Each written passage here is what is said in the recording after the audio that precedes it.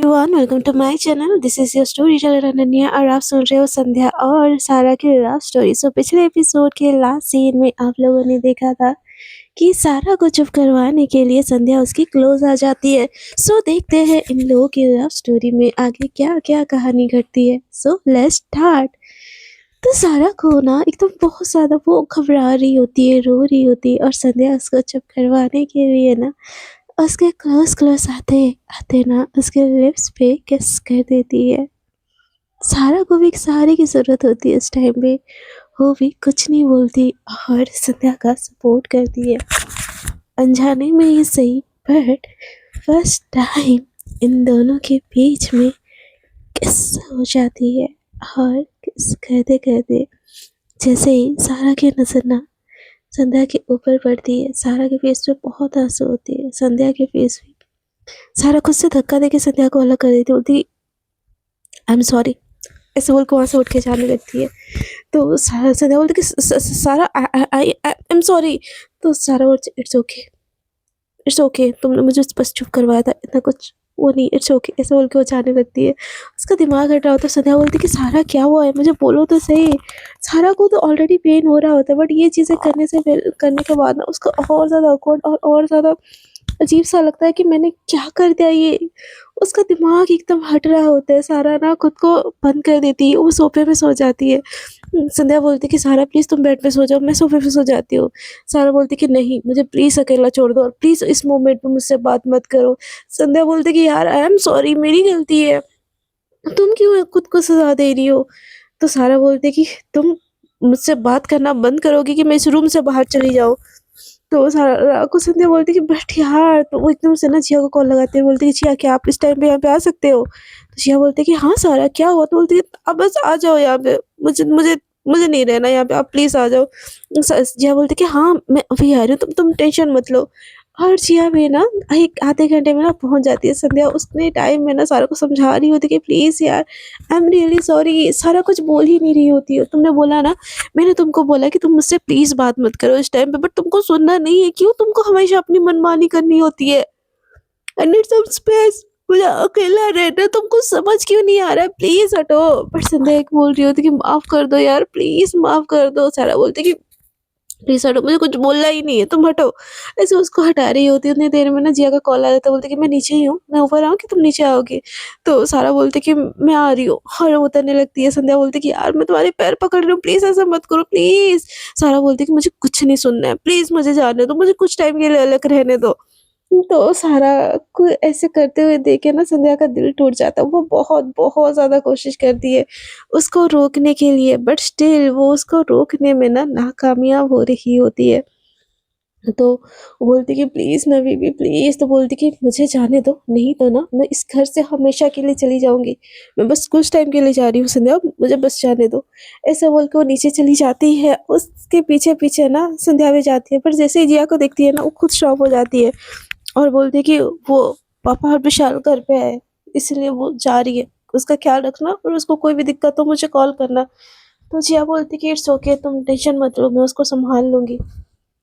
और वहाँ से ना वो जाने उसको लेके चली जाती है। संध्या को बहुत पेन हो रहा होता है। उसको ऐसा लगता है कि कहीं सारा उससे ना हमेशा के लिए दूर ना चली जाए, कुछ हुआ ना हो। उसका दिमाग हट रहा होता है।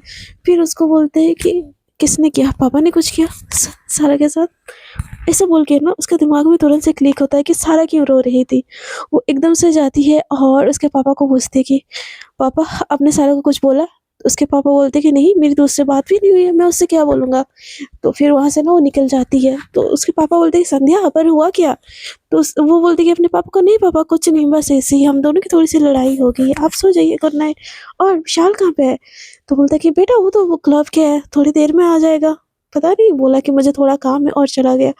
तो तो ना ये जो संध्या होती है ना एकदम डंडा पकड़ के बैठी है। अपने पापा का जो रूम होता है ना, अपने पापा को अच्छे से सुला देती है, रूम का दरवाज़ा बंद कर देती है और रूम को बाहर से लॉक करके ना उसका इंतज़ार कर रही होती है। रात के 12 बज जाते हैं और 1 बजे ना महाराज जी इतना बड़ा कांड करके क्लब से मस्त दारू-वारू पी के ना आए होते हैं। तो ना मतलब जो संध्या होती है ना इंतज़ार कर रही होती है, एकदम बेशर्म मज़े में ना आ रहा होता है। जब दरवाज़ा नॉक करता है तो दरवाज़ा खोलती है। एकदम से विशाल बोलता है कि संध्या डार्लिंग तुम खोली, बेबी डॉल कहाँ पे है? तो ना संध्या को पूरा अंदेशा हो जाता है। वो बोलती है क्या किया तुमने उसके साथ? तो विशाल बोलता है क्या क्या मैंने क्या किया? तो बोलती है कि क्या किया उसके साथ? किसके साथ? बोलो तो सही किसके साथ? तो संध्या बोलती है कि सारा के साथ। तुमने क्या किया? तो बोलती है कि तुम्हारे नौकरानी। यार मैं तो उसको बस उसका अपना रात रंगीन करने के लिए बोला था। वो तो चोई मुई डर के भाग के मुझसे। यार कैसे दोस्त है यार, स्पार्क नहीं है। दिखने में भले ही हॉट एंड सेक्सी है लेकिन स्पार्क नाम की कोई चीज नहीं है यार तुम दोनों में ही। तुमसे अच्छी तो मेरी गर्लफ्रेंड्स लोग है।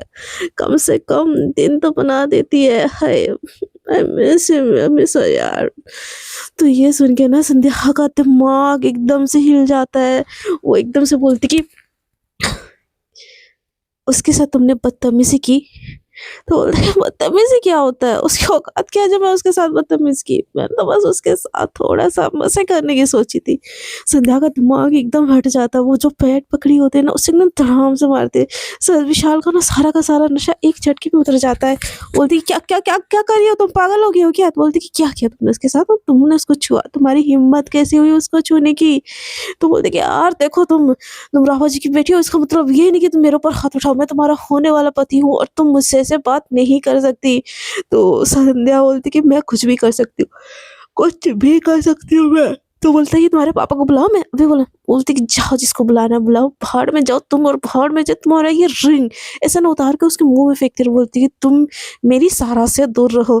तो बोलते कि तुम्हारी सारा क्या होती है? तुम्हारी तुम्हारी नौकर है सारा, समझी? तो बोलती कि नौकर नहीं है वो, मेरी जान है वो, मेरा सब कुछ है वो। एकदम ना उसको चीख के चिल्ला के बोलती है। तो एकदम से ना विशाल शौक हो जाता है। बोलते कि एक मिनट, मतलब तुमको उससे प्यार है? तो संध्या बोलती कि हाँ मुझसे प्यार है और मैं उससे शादी भी करूंगी, तुम्हें उससे क्या? तो विशाल ना एकदम से हंसने लगता है। बोलता है कि वही मैं सोचूं कि तुम्हारा मेरे जैसे हैंडसम लड़के के ऊपर ध्यान क्यों नहीं आता? वही मेरे चार्म से पूरा कॉलेज की लड़कियां मरती है और मेरी फियांसे मुझे देखने से क्यों कतराती है? अब पता चला ये हर ब्लडी लेस्बो जिसको लड़कियों में इंटरेस्ट है। हाँ तुम्हारे पापा को ये चीज पता है? तो बोलती कि पापा को मैं बता दूंगी। तो बोलती बता दोगी ना, बताया तो नहीं है ना? सोचो तुम्हारे पापा को ये चीज पता चला ना, तुम्हारी सारा को तो वो पीस पीस में काट देंगे। फिर क्या करोगे? हाँ तो बोलती कि वैसा कुछ नहीं होगा। तो बोलती कि तुमको कैसे पता है ऐसा कुछ नहीं होगा? बहुत कुछ हो सकता है डार्लिंग और सब कुछ मेरे हाथों में है। तुमको क्या लगता है तुम्हारे पापा तुम्हारी बात सुनेंगे? इतने अच्छे तुम्हारे पापा है भी नहीं, समझे? तो ये ना गलतफहमी सोच छोड़ो और मैं चैन मुझसे शादी कर लो। उसके बाद तुम अपनी लेस्बियन गर्लफ्रेंड से जो करना है कर लेना, बदले में मेरे को भी ले आना यार, मैं भी उसे थोड़ा मजे दे दूंगा। वैसे तुम क्या ही सुख दे सकते हो उसको? तो संध्या ने एकदम फिर से एक लात देती है। बोलती कि मेरी गर्लफ्रेंड के बारे में सोचना भी मत। बोलती कि यार मार क्यों रही हो? तुम्हारी भलाई इसमें है कि तुम मुझसे झुक के रहो, समझी? अगर तुमने एक शब्द भी बोला ना, मैं ये बात तुम्हारे पाप को बोल दूंगा कि तुम लड़कियों को पसंद करती हो और वो लड़की सारा तुम्हारी गर्लफ्रेंड है। तो संध्या बोलती कि तुम ऐसा नहीं करोगे। विशाल बोलता है मैं ऐसा ही करूंगा। क्या उखाड़ लोगी मेरा? कुछ नहीं बिगाड़ सकती तुम मेरा, कुछ भी नहीं। और ये जो 1 साल मैंने इंतजार किया था ना तुम्हारे लिए, वो 1 साल का टाइम खत्म। अब तुम्हारे बाप को मैं बोल के यहाँ से जाते ही 1 महीने में तुम्हारी शादी मुझसे नहीं करवा दी ना, तो मेरा नाम भी विशाल मेहता नहीं, समझे? ऐसे ना उसको एकदम धक्का देता है और वहां से चले जाता है। संध्या को समझ नहीं आता कि जोश जोश में उसने क्यों बता दिया उसको कि वो जिससे प्यार करती है वो सारा है, विशाल नहीं। संध्या अपने आप को थप्पड़ थप्पड़ करके मारती, बोलती कि क्या किया मैंने, क्या किया? अपने साथ साथ मैंने सारा की जिंदगी भी खत्म कर खतरे में डाल दी। आई नो मैं सब चीज ठीक कर लूंगी, लेकिन लेकिन उसने अगर पापा को अभी बोल दिया तो मैं क्या करूंगी? कैसे होगा? अभी तक तो सारा ने मुझे एक्सेप्ट नहीं किया। मैं क्या करूं, मैं क्या करूं? उसका ना दिमाग एकदम चलता नहीं है। एकदम वो पागल हो रही होती है कि क्या अब क्या होगा, क्या कैसे सब चीज मैनेज होगा। उसका दिमाग सच में काम नहीं कर रहा होता है। दूसरी तरफ जब सारा जिया के घर में जाती है ना, जिया उसको बोलती है कि ये क्या हुआ, तुम ठीक हो? तो संध्या तो सारा बोलती है कि हाँ मैं ठीक हूँ, ऐसी कोई बात नहीं है, मैं बस रेस्ट करना चाहती हूँ। उस घर में इतने लोग थे ना, तो मैं थोड़ा-सा अनकम्फ़र्टेबल फ़ील कर रही थी। अब वो अब मैं आपके घर में रहूँ तो आप बुरा नहीं मानोगे? तो जिया बोलती कि हाँ, मैं क्यों बुरा मानूँगी? यार तुम इस घर में जब चाहो तब रह सकते हो। मैं तो तुमको कब से बोल रहा हूँ आके मेरे साथ रहो। वो संध्या वैसे भी नकचढ़ी है, वो बस तुम्हारा यूज़ करना जानती है, फ़ायदा उठाना जानती है। तुम ही हो कि मेरी बात नहीं सुनती थी इतने टाइम तक। तो वो ना और भड़काने लगती है, बट सारा कुछ नहीं बोलती है। उसके दिमाग ना में ना बहुत सारी चीज़ें चल रही होती कि एक तो उसके साथ विशाल ने मिसबिहेव करने की कोशिश की, फिर दूसरी बार जो उसका जो संध्या के साथ किस हो गया, उसको समझ नहीं आ रहा होता है कि क्या हो गया? क्या ही हो गया? उतनी देर में ना उसको संध्या बार-बार कॉल करने लगती है। सारा अपना फ़ोन को स्विच ऑफ कर देती है। तो जिया बोलती, "पक्का ना तुम दोनों के बीच में कोई लड़ाई-वड़ाई हुई है क्या?" तो सारा बोलती कि, "हाँ, बस थोड़ी-सी नोक-झोंक है। आप टेंशन मत लीजिए। बस मैं कहाँ सोऊँ, आप मुझे दिखा दीजिए।" तो जिया उसको दूसरे वाले रूम में उसको दिखा देती है, "आप यहाँ पे सो जाओ, मैं अपने रूम में सो जाऊँगी।" तो सारा जाके सो जाती है। सो भी नहीं पा रही होती है। उसको ना वो विशाल वाले बातों से ज़्यादा ना वो किस उसको याद आ रहा होता है कि वो ऐसे कैसे कर सकती है? इससे उसको कोई होप मिलेगा। नहीं, नहीं, नहीं, नहीं मुझे डिनाई करना पड़ेगा, ये सही नहीं है। हम दोनों के लिए ये सही नहीं है। सारा सोच रही होती है कि गलती क्यों होगी उससे? उसने तो कितनी खुद को रोकने की कोशिश की थी। बट उस मोमेंट पे कमज़ोर मोमेंट पे क्यों वो उसको किस करने दी खुद को? वो पागल हो रही होती है खुद ही। दूसरी तरफ ना संध्या की आँखों में मतलब नींद ही नहीं होती और विशाल तो एकदम घोड़े गधे बेच के सो रहा होता है। जैसे सोया होता है ना तो जो संध्या के पापा होते हैं बोलते कि बेटा सारा कहाँ पे है? उसको बोलो चाय बना दे। तो बोलती कि पापा वो जिया दीदी के घर पे है। तो बोलती कि जिया के घर पे क्यों? तो बोलती कि वो पापा वो क्या मैं बोलूँ उसको जिया दीदी को कुछ काम था ना तो कल रात ही आई थी वो लेने के लिए तो बस मैंने भेज दिया उनकी थोड़ी-सी हेल्प कर देने के लिए। तो बोलती कि ठीक है पर जल्दी बुला लेना उसको और तुम चाय पियोगी? मैं तुम्हारे लिए बनाऊँगा। तो तो विशाल आता है और बोलता है कि अरे पापा जी आप क्यों बनाओगे? चाय तो संध्या बनाएगी ना हम दोनों के लिए, है ना संध्या? ऐसे बोल के ना उसको आँखें दिखाता है।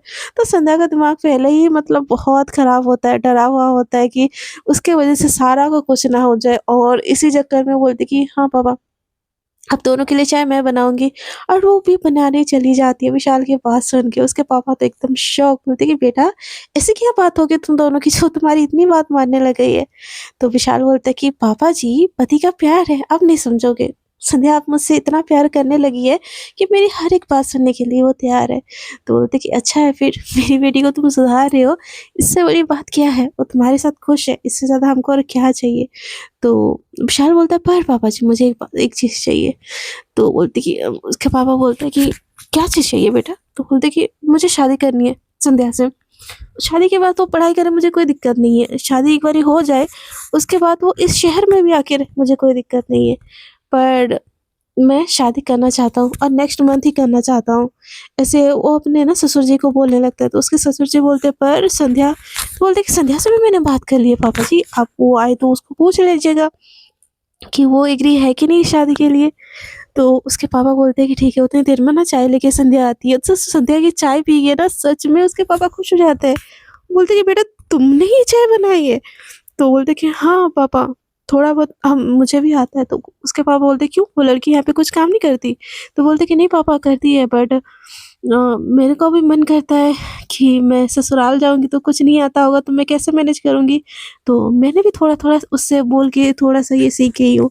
तो विशाल बोलता है कि देखा पापा जी, मेरी परफेक्ट वाइफ़ मुझसे इतना प्यार करती है कि उसको भी फ़िक्र है कि मेरे खाने-पीने का कौन ख़्याल रखेगा।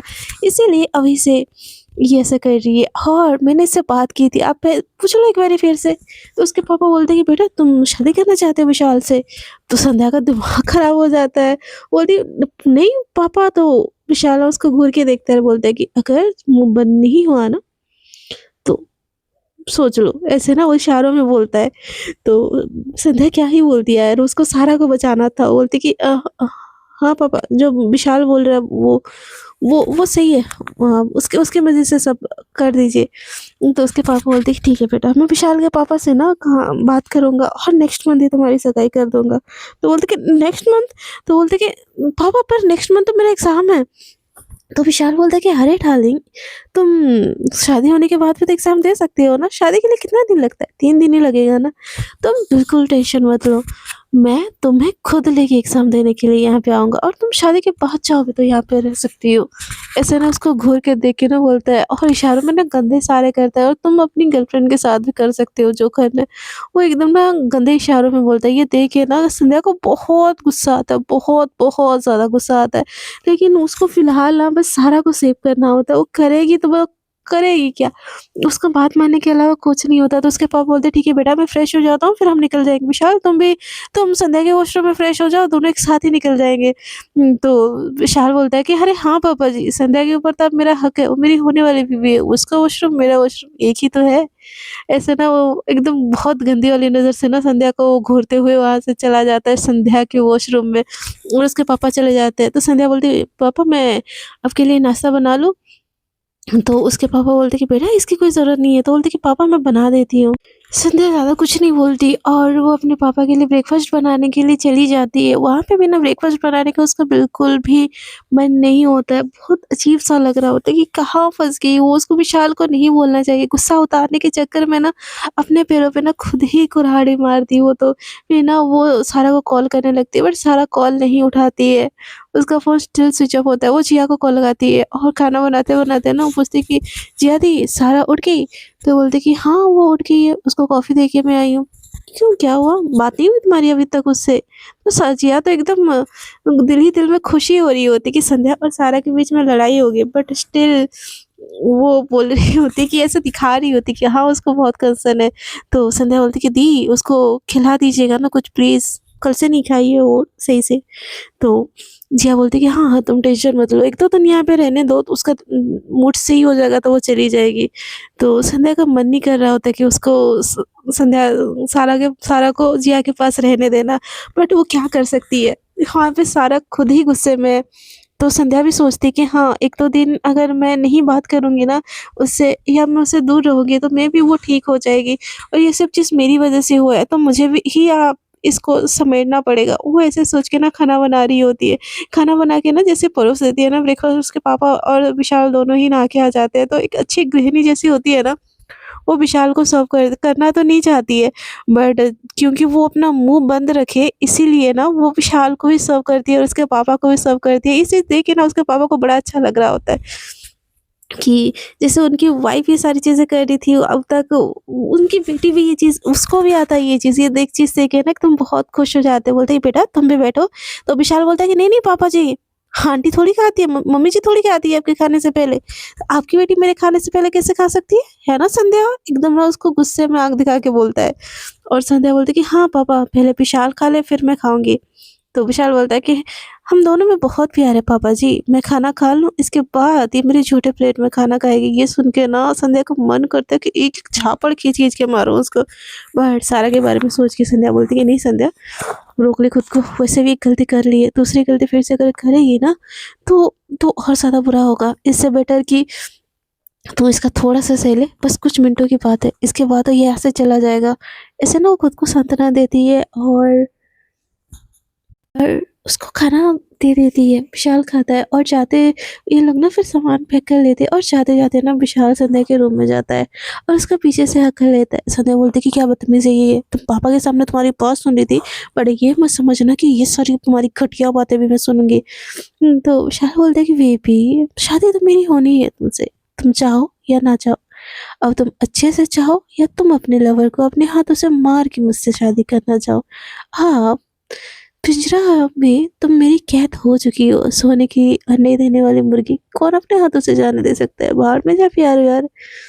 तुम बस मुझसे शादी करो, मेरे लिए इतना काफ़ी है। तुम्हारे पापा की सारी प्रॉपर्टी मेरी और तुम पे हुक्म भी मेरा। उसके बाद तुम कहीं भी कुछ भी करो ना, मेरा कुछ नहीं जाता है। ब्लडी लेस वो ऐसे बोल के ना उसको खुद से धक्का दे देता है और वहाँ से चले जाता है। संध्या को बहुत गुस्सा आता है। उसका मन करता है उसको मर्डर कर दे बट वो स्टिल चुप हो जाती है। उसके पापा उसको बहुत प्यार करते हैं और वहाँ से जाते हैं। बाहर निकलने लगते हैं तो विशाल भी पीछे आता है और उसकी फोrehead पे किस करता है, बोलते कि मेरी जान मैं जल्दी शादी करके तुमको ले जाऊँगा, तुम टेंशन मत लो। ठीक है? इसे ना बहुत प्यार-वन दिखाता है और उसके किस से ना भी ना संध्या को एकदम घिन आ जाती है कि इसने मुझे छुआ कैसे? छुआ तो छुआ कैसे? इसे ना वो उसको सोच के ना घिन आ जाती है। दूसरी तरफ ना जो सारा है ना स्टिल परेशान होती है कि अब क्या होगा सिचुएशन, वो अगर एक्सेप्ट कर लेगी तो सिचुएशन बहुत ख़राब हो जाएगा, अगर नहीं करेगी तो क्या बोलेगी इट्स जस्ट अ मिस्टेक। ये जस्ट एक मिस्टेक तो नहीं था, उसकी भी फीलिंग्स थी, उसने करने दी थी और वो पागल हुई जा रही होती है अंदर ही अंदर से। यहाँ पे सारा का भी सिचुएशन बहुत ख़राब होता है, यहाँ पे संध्या की सिचुएशन भी बहुत ख़राब होती है। सो फ्रेंड्स, देखते हैं इन लोगों की लव स्टोरी में आगे क्या-क्या ट्विस्ट एंड टर्न आता है। आपको अगर मेरी स्टोरी थोड़ी-सी भी अच्छी लग रही है तो प्लीज़ स्टोरी को कर दीजिए लाइक, शेयर एंड कमेंट, और जो लोग मेरे साथ न्यू न्यू जुड़ रहे हैं, दिल करे तो कर दीजिएगा मेरे चैनल को सब्सक्राइब। और आज के लिए इतना ही। Tata, bye bye, good night, take care.